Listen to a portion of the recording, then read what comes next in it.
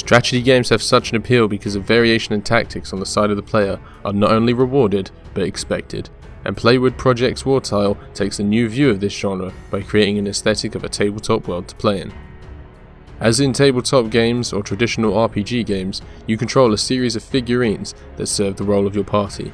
You are defeating enemies in a cooldown style strategy combat system on a journey through Norse mythology to unravel the world's secrets and tame the gods' powers for yourself.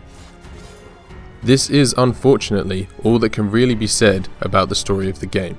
It strings together a series of maps with encounters with different enemies, where after completing all objectives you can move on to the next board. This leads to a rewards and upgrade system to encourage progression rather than a narrative drive. So sorry to anyone who came to Wartile looking for a deep story to take your personalised figurines through. No, Wartile focuses far more on the gameplay.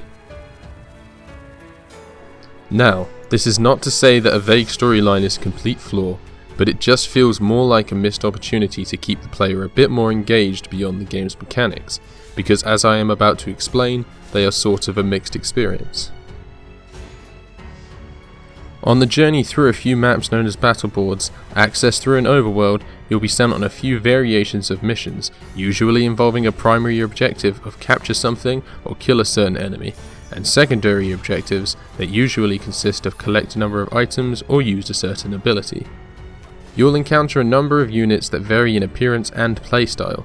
They are very well designed based on Norse mythology and vary enough that it is easy to distinguish the characters from one another. This means the visual shorthand of which characters, including enemies, perform which skills is very clear.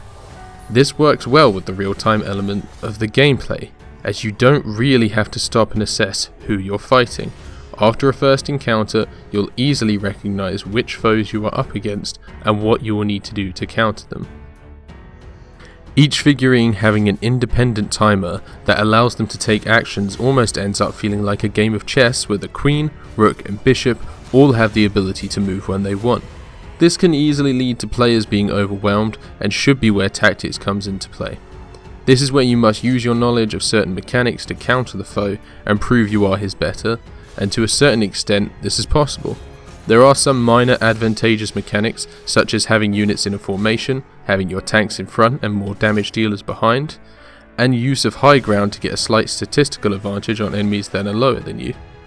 But I found these possibilities were overshadowed by the two other major gameplay elements, the upgrade system and the godly and ability cards. The upgrade system, including loot and improved stats, can lead to you having overly strong characters that even early on in the story can attain gear that enables you to counter the overwhelming I mentioned earlier. If this was not enough to remove strategy from the game, there is the prevalent mechanic of the cards. The ability cards are either abilities your individual figurines can equip that they can use on a cooldown, or a consumable you pick up on the map to either use to aid your characters or to attack AI figurines with. The godly cards are where a good chunk of the strategy begins to break down, because up until this point, the combat is like a manic game of chess and rock paper scissors through the lens of a miniature style board game. Once you can start using these abilities though, they really turn the tide in almost any situation, as they can allow anything ranging from healing to disruption of enemy units to straight damage. And soon you start to realise, even on harder level settings, as there isn't an overall difficulty, just levels made harder, this method of spam is an easy road to victory. The balance is supposed to be the limit on the number of uses of these abilities through the use of a battle point system. But I personally found the battle points far too plenty to warrant these abilities as anything less than balance breaking.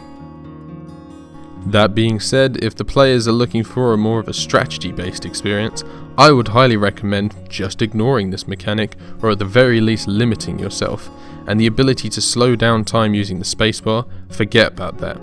And suddenly, the combat becomes a manic mental challenge, where you must use counters on the fly, using consumables that you scavenge and your figurine's individual abilities to stem the oncoming waves of enemies. This was definitely the best way to play, in my opinion. At a glance, anyone could mistake the board game aspects as just being another Dungeons & Dragons brought to the digital space.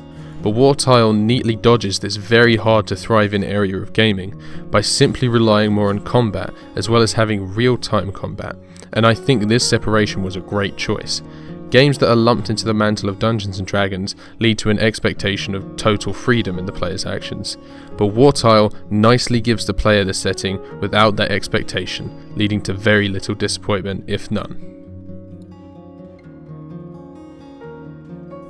It didn't take all too long to get to the end screen, coming to only about 7 hours, but I didn't go through and complete the plethora of bonus objectives or collecting all the figurines that are available.